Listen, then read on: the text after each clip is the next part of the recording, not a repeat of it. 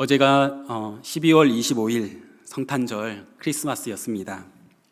우리는 크리스마스가 되면 대부분 이렇게 인사합니다. 메리 크리스마스.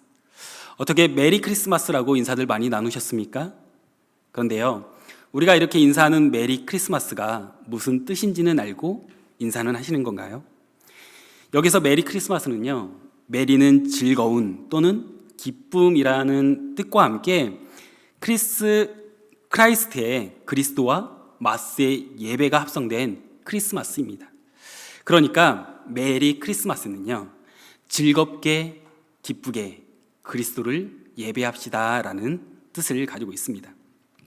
사실 이 메리 크리스마스는요, 제 생각에는 성탄절에만 크리스마스에만 하는 인사가 아니라 우리가 매주일 그리고 우리의 삶 가운데 매일 우리들의 인사가 되어야 하지 않을까 생각합니다.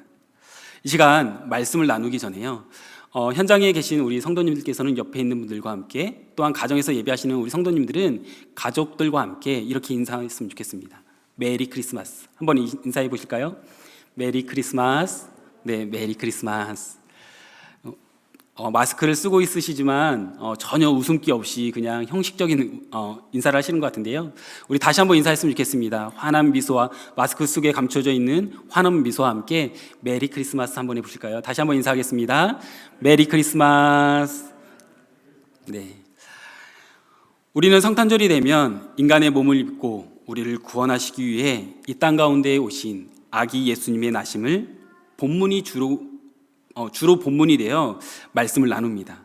그런데 신약의 사복음서에 예수님의 이야기가 등장을 하는데요, 이야기가 나오는데 그 중에서도 예수님께서 이 땅 가운데 나심의 이야기는 오직 마태복음과 누가복음에만 등장합니다. 그 중에도 오늘 본문인 마태복음 1장 18절에서부터는 예수님의 나심의 이야기가 시작이 됩니다. 18절 말씀은 이렇게 시작되죠. 예수 그리스도의 나심은 이러하니라. 자, 그렇다면 오늘 본문을 통해서 예수 그리스도의 나심을 전함으로 우리에게 주시는 은혜와 도전은 과연 무엇일까요? 첫 번째, 요셉의 믿음과 순종이 나의 믿음과 순종이 되어야 합니다. 아기 예수님의 나심을 오늘 본문은 다음과 같이 소개하며 시작했습니다. 본문 18절 말씀입니다. 마리아가 요셉과 약혼하고 동거하기 전에 성령으로 잉태된 것이 나타났더니. 사랑하는 성도님들, 예수님 당시 유대 사회의 약혼은요, 우리가 알고 있는 약혼으로 이해해서는 안 됩니다. 왜냐하면 당시 유대의 문화는 결혼을 크게 약혼과 동거의 과정으로 보았습니다. 그래서 약혼을 하면요, 남자와 여자가 정식으로 부부가 되는 공식적인 자리이지만 이후에 신부가 약 1년여의 시간을 친정에서, 그러니까 자기의 집에서 기거하다가 이후에 신랑의 집으로 오면서부터 동거를 시작하게 될 때 그것이 비로소 결혼이 완성되는 것이었습니다. 무슨 말입니까? 결혼의 과정 가운데 약혼을 했지만 동거를 하기 전에 마리아가 임신을 했다는 것은요, 이 사실은 어떻게 보면 요셉이 이해할 수 없는 부분이었습니다. 그렇기에 이 소식을 들은 요셉은 조용히 마리아와 이혼을 하려고 했습니다. 본문 19절 말씀입니다. 그의 남편 요셉은 의로운 사람이라 그를 드러내지 아니하고 가만히 끊고자 하여. 그렇게 결심한 요셉에게 주의 사자가 꿈에서 나타나서 우리가 잘 알고 있는 동정녀 마리아의 성령 잉태 사건을 이야기하는 것이죠. 본문 20절 말씀입니다. 이 일을 생각할 때에 주의 사자가 현몽하여 이르되 다윗의 자손 요셉아, 네 아내 마리아 데려오기를 무서워하지 말라. 그에게 잉태된 자는 성령으로 된 것이라. 그런데요, 만약 내가 요셉이라고 할 때 이 꿈을 꾸었을 때 이 꿈을 꾸었다면 어떻게 반응을 했을까요? 아마 이건 말도 안 되는 꿈이라고, 기분 나쁜 꿈이라고, 개꿈이라고 생각하면서 불쾌했을 것입니다. 하지만 남편 요셉은 꿈을 깬 다음 우리의 생각과는 다르게, 나와는 다르게 반응을 합니다. 본문 24절과 25절 말씀입니다. 요셉이 잠에서 깨어 일어나 주의 사자의 분부대로 행하여 그의 아내를 데려왔으나 아들을 낳기까지 동침하지 아니하더니. 자, 24절과 25절 말씀을 보면 요셉은 그가 꿈을 꾼 후 그 꿈을 심각하게 받아들였습니다. 왜요? 조용히 끊고자 했던 그 결혼의 관계를 그대로 유지하고 그의 아내였던 마리아를 데리고 옵니다. 그리고는 마리아가 아들을 낳기까지 동침을 하지 않았던 것입니다. 사랑하는 성도님들, 요셉이 꾼 꿈에 이렇게 반응하는 것이 과연 쉬웠을까요? 상식적으로는 쉽지 않았을 것입니다. 하지만 여기에서 요셉은 우리가 쉽게 생각할 수 있는 상식의 선택을 하지 않았다는 것입니다. 의로운 사람 요셉은요, 이성적인 인간의 선택을 한 것이 아니었습니다. 그는 그 꿈을 통해 말씀하신 대로 그 말씀을 믿으며 순종의 선택을 했던 것이었습니다. 성탄절이 되면요, 제가 생각나는 이야기가 있습니다. 지금은 소천하셨지만 크리스천 원로 코미디언이었던 구봉서 장로님을 아실 거라고 생각합니다. 그분의 한 일화인데요. 그분이 한 성경 공부회 가서 후배 코미디언 연예인 후배가 이렇게 이야기를 했다고 합니다. 나는 다른 것은 다 이해하겠는데 동정녀 마리아 사건은, 예수의 탄생은 도저히 이해가 되지 않습니다. 믿지 못하겠어요 라고 이야기하자 구본서 장로님이 이렇게 대답했다고 합니다. 야, 마리아 남편이 믿겠다는데 네가 뭔데 못 믿겠다고 하냐. 남편이 믿는다고 하는데 네가 뭔데 그걸 못 믿어 라고 이야기했다는 것이죠. 사랑하는 성도님들, 만약에 요셉이 그 사실을 믿지 못하고 상식적인 선택을 했다면, 이성적으로 생각해서 인간의 선택을 했다면요, 아기 예수님은 이 땅 가운데 태어나지 못했을 것입니다. 아니, 못했습니다. 왜요? 약혼을 했지만 동거를 하지 않은 상태에서 임신을 했다는 것은 당시 문화에서 돌을 맞아 죽어야 했기 때문입니다. 요셉은 그가 꿈꾸었던 그 꿈을 예사롭지 않게 받아들였습니다. 그리고 그것을 믿었습니다. 그리고 그 꿈대로 순종을 하는 것이죠.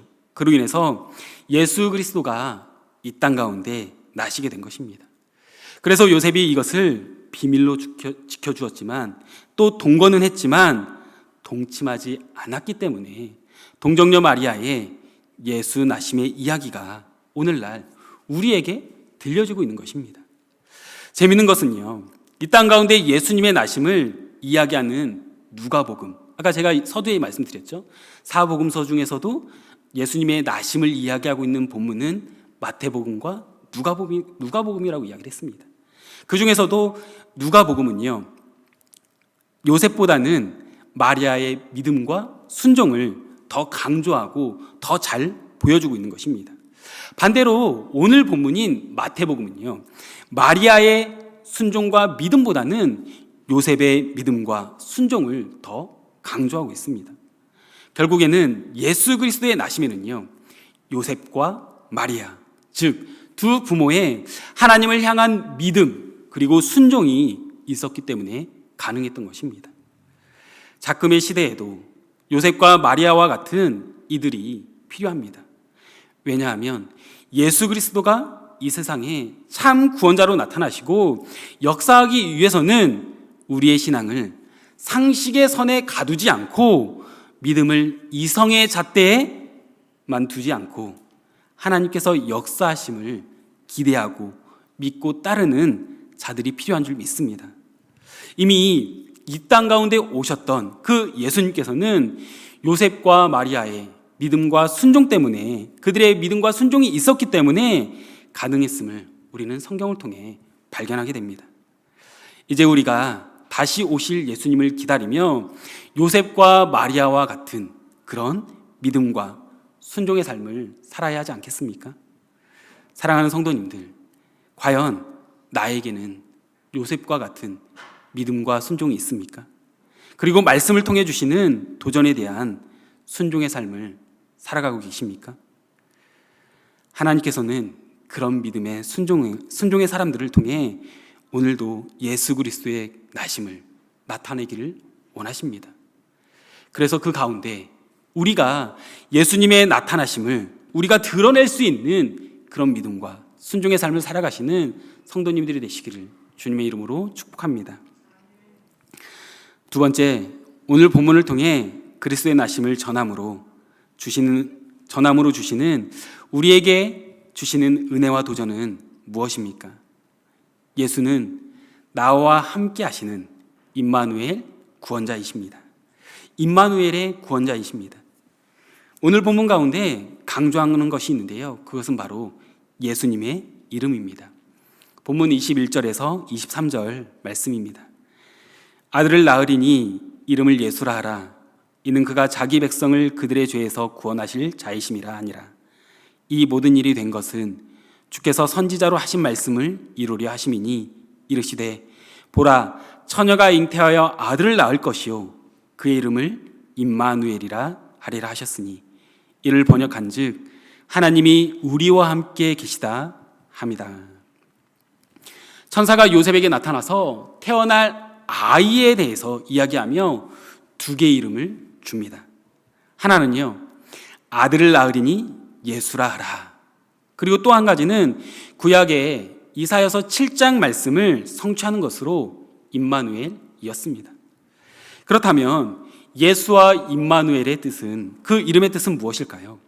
먼저 예수는 신약을 기록한 헬라어로 발음을 하면 예슈아라고 이야기를 합니다. 구약 히브리어의 여호수아를 뜻하는 것인데요. 여호수아는 여와 호수아가 합쳐졌는데 여기에서 여는 여호와 하나님을 의미하고 호수아는 호세아에서 나온 말인데요. 구원이라는 뜻을 가지고 있습니다. 결국 여호수아, 예슈아는요. 하나님은 구원이시다. 하나님께서는 구원하신다라는 의미인 것이죠. 그래서 21절에서 이렇게 이야기하고 있는 것입니다. 아들을 낳으리니 이름을 예수라 하라.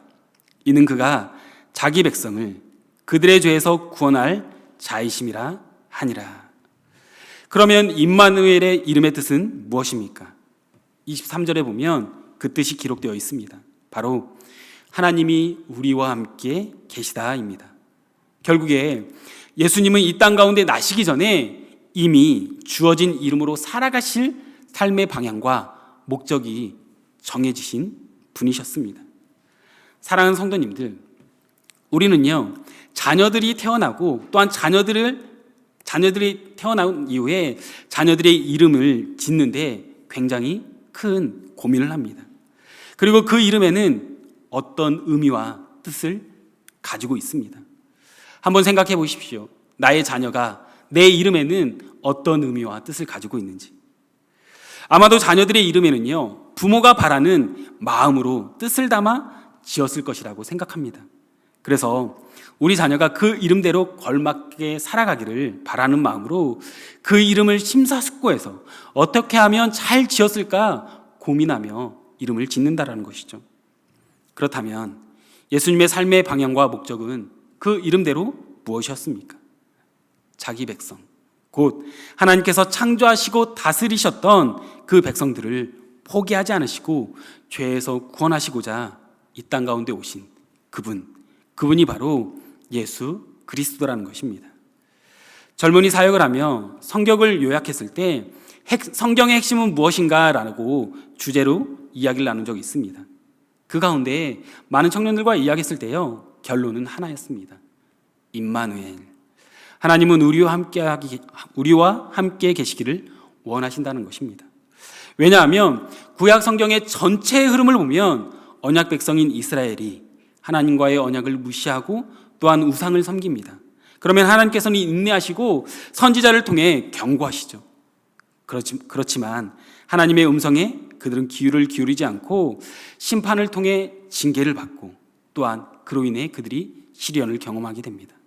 하지만 거기에서 끝나는 것이 아니라, 그 징계로 끝나는 것이 아니라 하나님께서는 그들과 다시 함께 하시고자 그들을 다시 회복하게 하십니다. 이렇게 반복되는 일이요, 창세기부터 말라기까지 계속해서 이어집니다. 결국 구약이 이야기하는 하나님은 우리와 함께 하기 원하시는 하나님이신 것입니다. 또한 우리를 포기하지 않으시고 우리와 하나님과의 관계를 회복시키기 위해 노력하시는, 또한 회복하기 원하시는 그 분이 바로 하나님이라는 것이죠. 그래서 이 반복되는 관계의 문제를 해결하시기 위해서 하나님께서 인간의 몸을 입고 이 땅 가운데, 예수 그리스도께서 이 땅 가운데 오심으로 죄로 인해 단절되었던 하나님과 인간 사이의 문제가 완전히 해결되어지고 또한 구원하시기 위해 이 땅 가운데 오신 것입니다. 이 일을 위해 임마누엘의 주님이 우리와 함께 하시고자 또한 이 땅 가운데 오신 날이 바로 어제 크리스마스 성탄절인 것입니다. 사랑하는 성도님들, 하나님께서는요, 우리 한 사람 한 사람과 함께 하기를 원하시는 분이십니다. 누군가 한 사람, 그 한 사람과만 함께 하기 원하시는 것이 아니라 이 자리에 앉아 있는 우리 성도님들, 또한 가정에서 예배하시는 우리 성도님들 각각 개개인마다 함께 하기를 원하시는 분이 바로 하나님이신 것입니다. 그래서 하나님은 우리를 결코 포기하지 않으십니다. 그래서 이 땅 가운데 독생자이신 예수 그리스도를 보내시고 내가 너를 구원하기 원한다 라고, 나는 너와 함께 하기 원하는 임마누엘의 하나님이다 라고 선포하고 계시는 것입니다. 그렇게 하나님께서는요, 요셉을 통해 일하고 계십니다. 그리고 그 요셉은 꿈속에서 주의 사자가 한 예언의 말씀을 주의 깊게 듣고 또한 말씀에 순종함으로 이름을 예수아라고, 하나님이 우리를 구원하신다라고 그 아들의 이름을 짓습니다. 그리고 그 예수가 바로 임마누엘의 하나님이기 때문에 우리에게 이야기하고 있는 것입니다. 사랑하는 성도님들, 예수님이 우리를 구원하시는 임마누엘의 구원자라고 믿고 계십니까? 아니면 세상 사람들이 이야기하는 물질, 권력, 명예와 쾌락, 그리고 행복에 구원이 있다라고 아직도 생각하고 계십니까? 바라기는 우리의 믿음의 여정 가운데 거짓 복음에 세상의 것들에 마음을 빼앗기지 않고 오직 예수 그리스도에게 구원이 있음을, 우리를 결코 포기하지 않으시고 함께 하기를 원하시는 분이 바로 하나님이심을, 그래서 예수 그리스도를 이 땅 가운데 나를 위해 보내셨다라고 고백함으로 매일매일이 메리 크리스마스가 되어 기쁘게 즐겁게 그리스도를 예배하며 살아가시는 성도님들이 되시기를 주님의 이름으로 축복합니다. 기도하겠습니다. 오늘 우리는 크리스마스를 지나고요, 마태복음의 말씀을 함께 나누었습니다. 오늘 본문인 마태복음의 말씀은 동정녀 마리아 사건을 통해 요셉이 보여주는 모습과 또한 이 땅 가운데 인간의 몸으로 오신 아기 예수님의 이름을 통해 우리가 어떤 모습으로 살아야 하는지 우리에게 도전하고 있습니다. 사랑하는 성도님들, 나는 요셉과 마리아와 같은 믿음의 길을 걷고 있습니까? 그리고 그 믿음을 통해 순종의 모습을 보이고 있습니까?